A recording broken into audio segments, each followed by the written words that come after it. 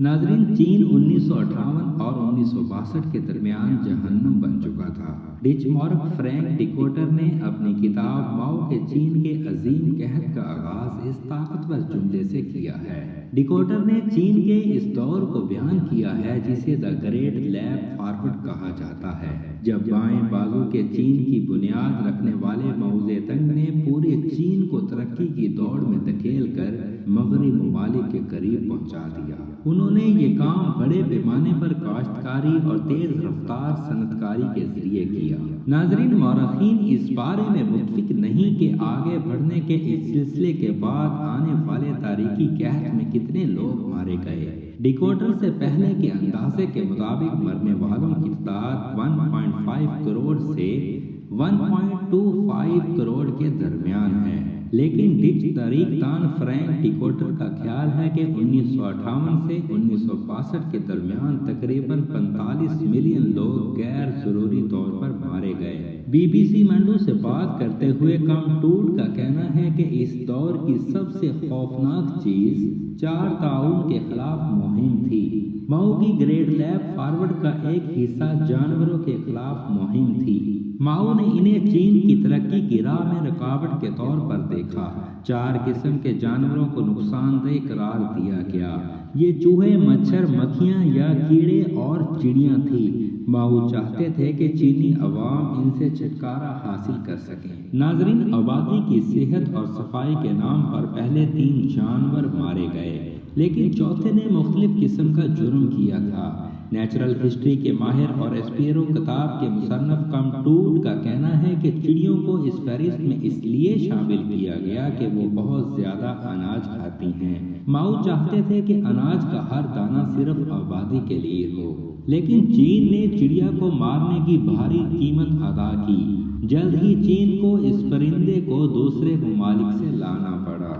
नाजरीन, इन चंद बरसों में चीन में जो कुछ हुआ इस बारे में बताते हुए माहिर माहौलियात, सहाफ़ी और मुसन्नफ जॉन प्लेट कहते हैं कि तारीख फितरत की तबाही की कहानियों से भरी पड़ी है, लेकिन 1958 में चीन में जो कुछ हुआ इससे शायद ही किसी तबाही का मुआवजा किया जा सके। चीन के बानी रहनुमा माओ ने फैसला किया कि इनका मुल्क चिड़ियों के बगैर रह सकता है। बहुत सी दूसरी पॉलिसियों की तरह इस फैसले का असर इस कदर वसी हुआ कि तबाही का एक सिलसिला शुरू हो गया। अमेरिका के पोर्टलैंड से BBC मंडो से बात करते हुए प्लाट ने बताया कि चिड़िया को मारने के लिए हर तरीका इस्तेमाल किया गया। उन्हें गोलियां मारी गईं, लोगों ने घोंसले तोड़ दिए और अंडे निकाले गए। इन्हें मारने का सबसे भयानक तरीका यह था कि इनका पीछा किया जाए और उस वक्त तक शोर मचाया जाए जब तक वो बेहोश न हो जाएं। चिड़िया को अपने घोंसले में आराम करना पड़ता है। उड़ने और खुराक की तलाश इस परिंदे के लिए बहुत थका देने वाली होती है। प्लाट के मुताबिक इस दौर में चिड़िया को इतने बड़े पैमाने पर मारा गया कि ऐसी कहानियां हैं कि लोग मुर्दा परिंदों को बेलचों से उठाकर फेंक देते थे। 2 साल के अंदर ये नस्ल जो चीन में सबसे ज्यादा पाई जाती थी, महदूमियत के तहाने पर पहुंच गई। टूट बताते हैं कि चिड़ियों के खिलाफ इस्तेमाल होने वाले तरीके इतने दुरुस्त नहीं थे कि उन्हें इस नोह तक महदूद रखा जा सके। लोगों के हजूम ने घोंसले तोड़ दिए और जो भी चिड़िया देखी इसे मार डाला। बीजिंग जैसे शहरों में लोग इतना शोर मचाते थे कि परिंदे थक जाते थे और उड़ते हुए मर जाते थे। इससे न सिर्फ चिड़िया बल्कि परिंदों की दूसरी नस्लें भी मुतासिर हुई। कई साल पहले चीनी सहाफ़ी और माहौलियाती कारकुन डाइकिंग ने लिखा था कि माओ को जानवरों के बारे में कुछ नहीं मालूम था। ना तो वो अपने मंसूबे पर बात करना चाहते थे और ना ही किसी माहिर से मशवरा लिया गया। उन्होंने बस फैसला किया कि इन चारों अनवा को खत्म करना है। लेकिन हुआ ये कि चूहे, मच्छर और मक्खियां तो खत्म कर दी गईं, लेकिन चिड़ियां बच गईं। टूर बताते हैं कि इस चिड़िया मार मुहिम के बाद टिड्डी दल का हमला हुआ। लोगों ने समझा कि ऐसा चिड़िया के खिलाफ मुहिम की वजह से हुआ है। आखिरकार चिड़िया को इस फहरिस्त से निकाल दिया गया और इसकी जगह खटमलों ने ले ली।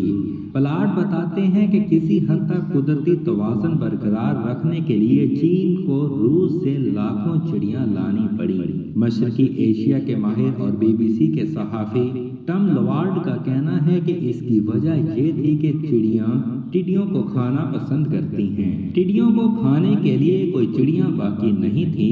इसकी वजह से टिड्डियों का ताउन, फसलों की खराबी और इसके नतीजे में आने वाले कहत ने लाखों लोगों की जान ले ली।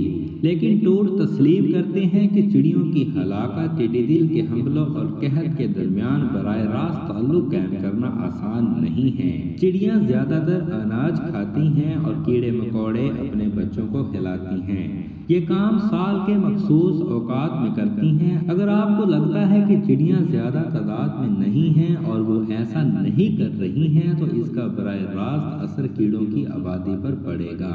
एक बात यह है कि इस मुहिम के तहत सिर्फ चिड़ियाँ ही नहीं मारी गईं, बल्कि परिंदों की बहुत सी दूसरी नस्लों को भी निशाना बनाया गया, जिनमें से कई ऐसे हैं जो चिड़ियों से ज्यादा कीड़े खाते हैं। दूसरी जानिब प्लाट का कहना है कि यह कहना गलत नहीं होगा कि चिड़ियों के खिलाफ मुहिम कहत की जिम्मेदार थी, लेकिन इसकी और भी बहुत सी वजूहात थीं। प्लाट का कहना है कि कहत की बुनियादी वजह 1960 की खुश्क साली थी।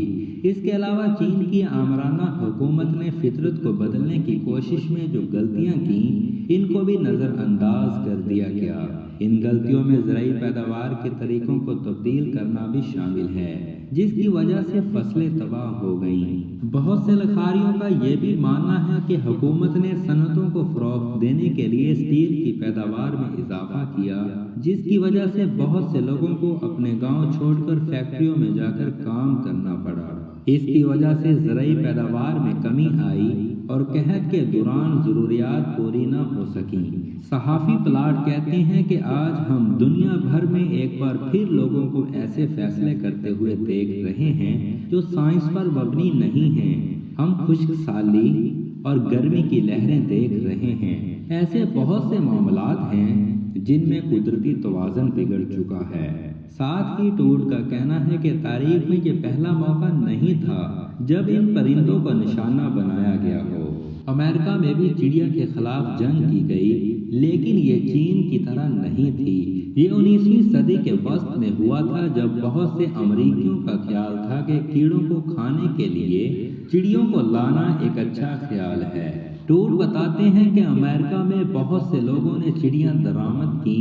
ये पूरे अमेरिका में ब्रुकलिन, ओरेगन, सिनसिनाटी में हुआ और चंद दहाइयों के अंदर चिड़ियों की आबादी में ज़बरदस्त इजाफा हुआ।